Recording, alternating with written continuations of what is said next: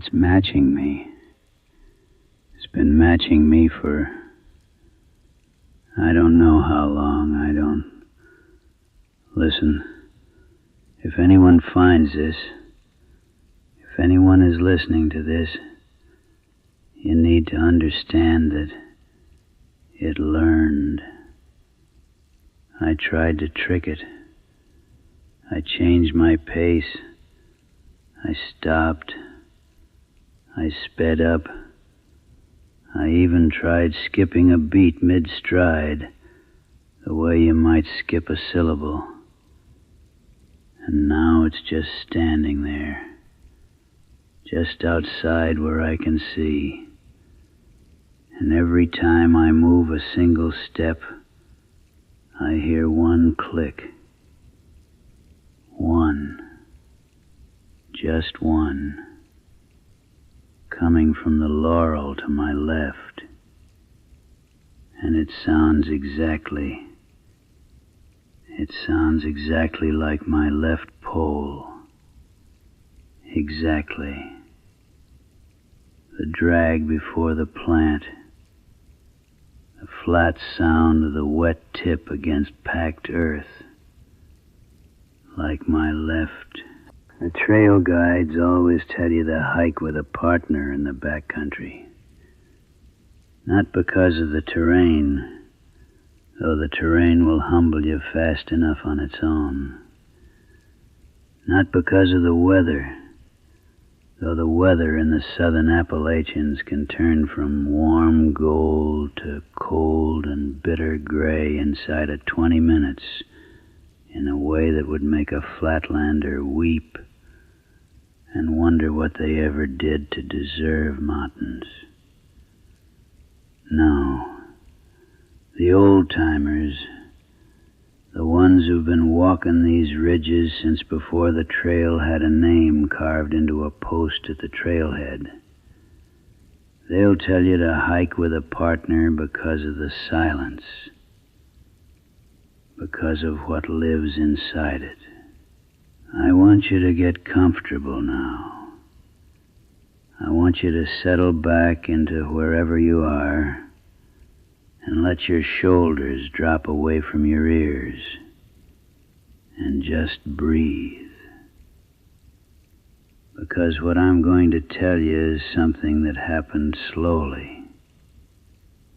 Something that crept the way cold air creeps under a door. So gradually you don't feel it until you're already shivering.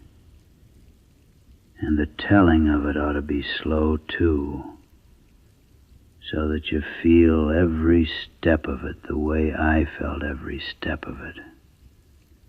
Every single quiet, rhythmic, solitary step. It was late September when I went up into the high ridges alone. I want you to picture the trail the way it was that morning, because the morning was beautiful in the specific, serious way that only autumn mornings deep in the Appalachians can be beautiful. The light came through the canopy in long, pale columns, the kind that look almost solid, almost like you could reach out and lay your hand flat against them and feel something push back. The leaves were just beginning to turn, that first trembling blush of orange and copper working in from the edges of each leaf inward, like the trees were being slowly illuminated from within. The air had that particular mountain autumn smell, cold stone and wet bark, and something deeper underneath it all, something older and harder to name, like the earth itself was starting to breathe inward, drawing everything slowly down toward stillness, toward the long sleep of winter. I had 2 trekking poles, which I'd used for years by then, collapsible aluminum ones with rubber-tipped ends I'd worn down to bare metal on both tips from 1,000 miles of rock and root. Every time those bare metal tips kissed the rock or the hard-packed dirt of the trail, they made a sound, a small sound, a click, clean and metallic and rhythmic, like the second hand of a good clock, or like the knitting needles of some patient old woman working through a long winter evening beside a low fire. Click, click, click, click. A sound you stop consciously hearing after the first mile or so, because it becomes part of you.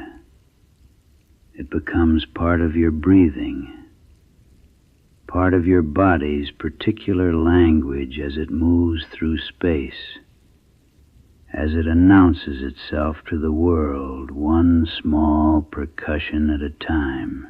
The climb that day was long and unrelenting and steep.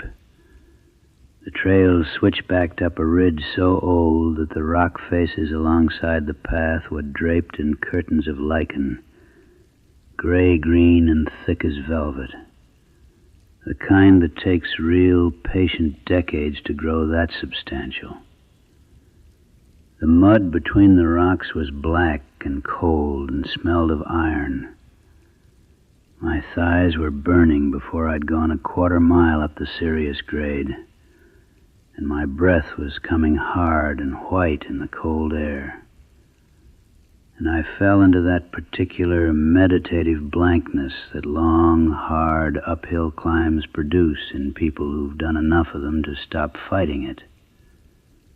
A beautiful bodily emptiness where thought quiets down to almost nothing, and you exist entirely in the sensation of movement, the slow burn of muscle, the press and give of boot against stone, the swing and plant of the poles.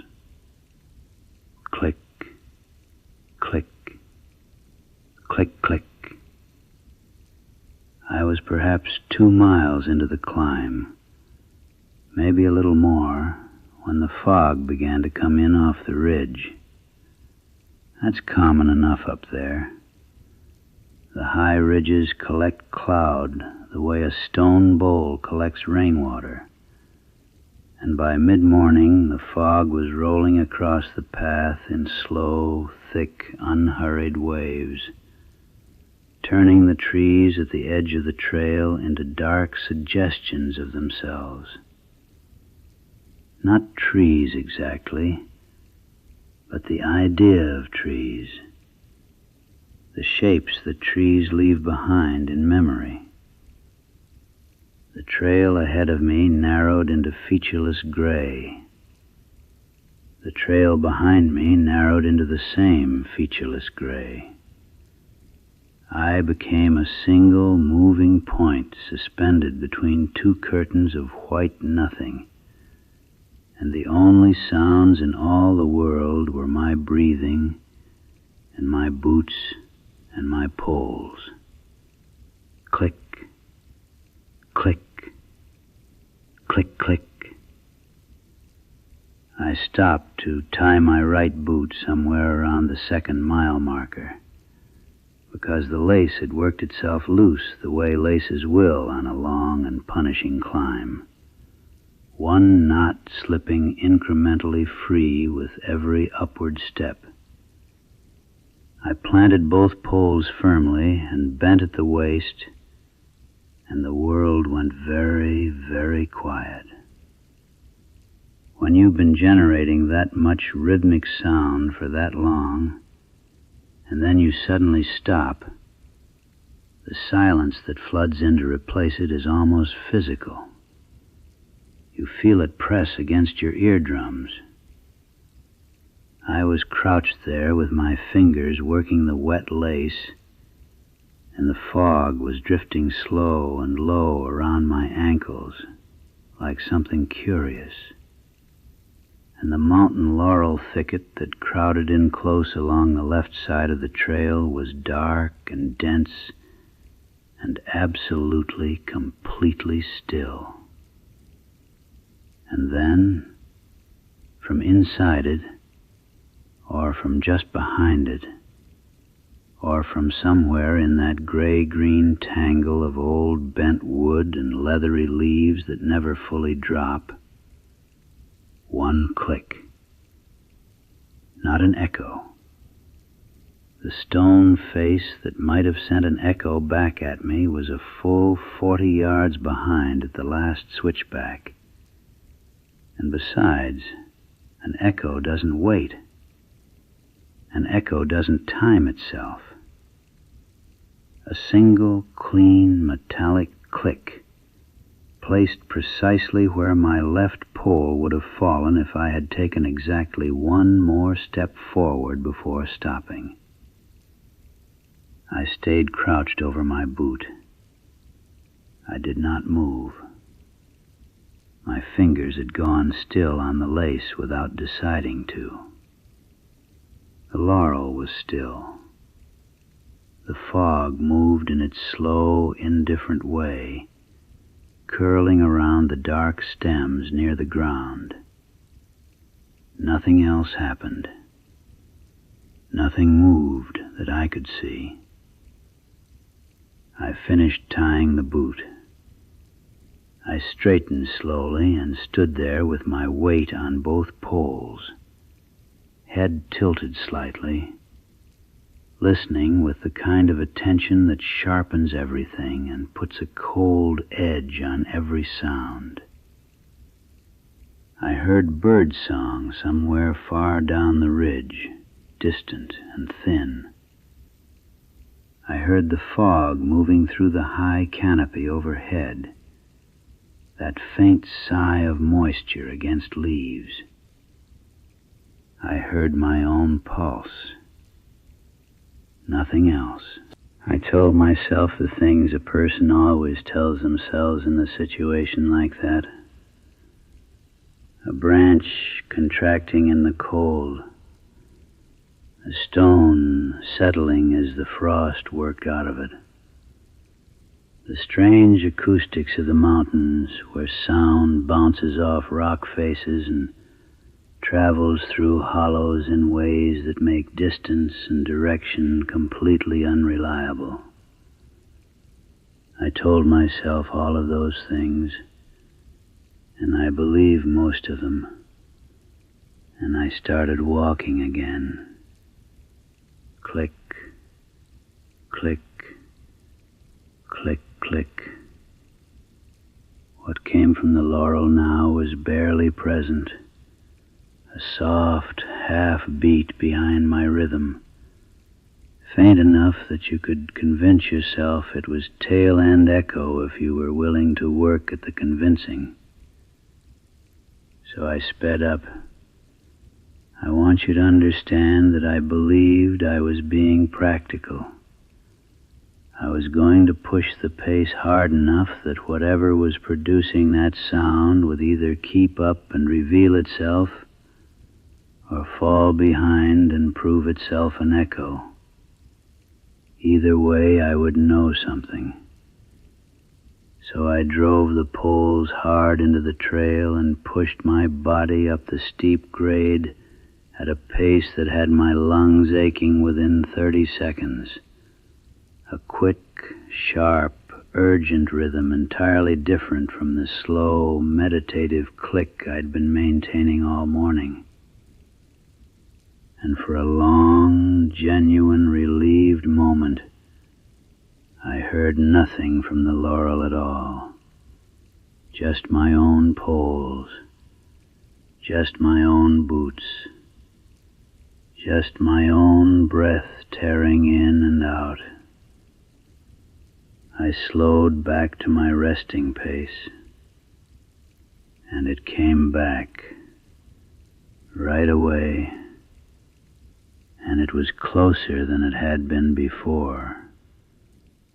I stopped completely, planted my poles hard into the dirt, and stood with my full weight on them, and held every part of myself still. From the laurel, after a silence of 2 full seconds, maybe 3, one click, soft as breath, patient as weather, and it matched exactly and completely the particular flat and slightly hollow sound that my left pole made when the tip met packed dirt rather than stone. Not a rock click, a dirt click, my dirt click. I understood it then, in the way that true understanding arrives not all at once, but in a slow, cold spreading, like water finding the low places in a floor.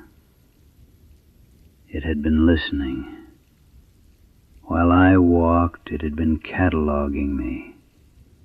And when I changed my pace, when I sped up, slowed down, drove the poles hard in my urgency to test it, I had not been testing it at all. I had been educating it, handing it the full vocabulary of what I sounded like, every variation and nuance, as methodically as if I'd stood before it and demonstrated. Here is how I sound walking fast. Here is how I sound walking slow. Here is how I sound afraid. It had taken all of it in, and it had learned with a speed and accuracy that felt ancient. Not new learning, more like recognition. I started walking again, because standing still felt worse than walking. When I was still, it was still, and the quality of its stillness was something I cannot describe with precision except to say that it didn't feel like the stillness of something hiding. It felt like the stillness of something that simply preferred to let me move first. The fog thickened considerably as I climbed through the next half-mile. The laurel pressed closer on both sides now, the trail narrowing down to a corridor of cold, gray air running between 2 dense walls of dark, waxy, overlapping leaf. I could not see more than 8 or 10 feet into either thicket. Nothing past that short distance except darkness deepening into deeper darkness. But I could hear, and what I heard for the rest of that climb was this: my poles and something else's poles, and the 2 sounds had grown so nearly identical that there were entire, terrible stretches of 50 or 60 steps where I genuinely could not have told you which click was mine and which was not. My left pole, its left pole, the same flat dirt press, the same slight drag of the tip scuffing forward a half-inch before the plant, that small imperfection in my grip that I'd never even consciously noticed until something else had learned to reproduce it. It had learned the dragging, the exact imperfect signature of my fatigue. By the time I reached the ridge shelter, a small 3-sided wooden lean-to that the Trail Association keeps up there for emergencies, gray planks, weathered silver, a rusted metal roof. The fog had thickened to the point where the tree line 10 yards out had ceased to exist as anything I could see. There was the lean-to and the gray. I sat on the wooden bench and set my poles carefully against the back wall so they made no sound, and I listened. For a long time, nothing came. And then, from somewhere just past the edge of what the fog allowed me to see, from the direction of the tree line I knew was there, even though I could not see it. One click. My left pole's sound, rendered in perfect and complete detail, down to the very quality of the air around it. And then silence again. And the silence was not empty. The silence had a shape to it, a density, the way a room takes on a different quality when someone is standing just beyond the closed door. Not threatening in any active sense, not urgent, simply present, waiting with the deep, unhurried patience of something that has absolutely no reason to rush. I did not sleep in that lean-to. I sat with my spine against the rear wall, and I watched the gray outside go from the gray of deep fog to the darker gray of evening to the near black of full mountain night. And every hour or so, steady as a clock, from just beyond the edge of where the fog swallowed the remaining light, I heard it. One click. The sound of my own left pole given back to me from the dark, patient as stone, patient as the old mountains themselves, which have been here so long and so quietly, they have no memory of being new. In the gray pre-dawn, I came down. I walked at a steady, even pace, and I did not run, because running felt like an invitation to something I did not want to invite. The clicking came with me all the way down the mountain, step for step, pole for pole, neither gaining nor falling back. At the trailhead, where the gravel parking lot began and the pavement of the road was visible 50 yards out, it stopped. I did not pause to listen for it. I reached my truck, I got in, I drove. Now, I want you to let all of that settle around you, the way fog settles around an old mountain in the early hours. Soft, complete, unhurried. Find the position your body has been quietly asking for. Let your head press back into the pillow. Let your arms go loose. Let your hands open. Pull whatever is covering you a little closer up toward your chin and feel the full weight and warmth of it. That good, heavy, familiar warmth that asks nothing of you except that you stay still and let it work. The mountains are old, older than anything we have ever thought to give a name to.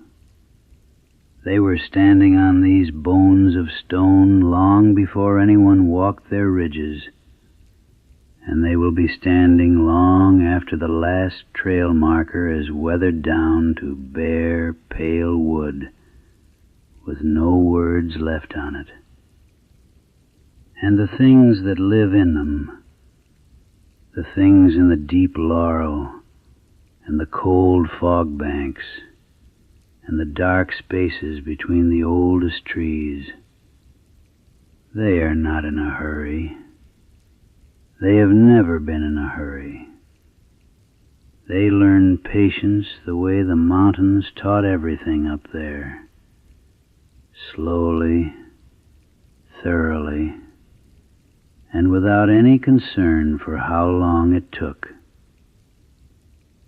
They click sometimes, in the gray, in the deep quiet of a ridge night, and they wait.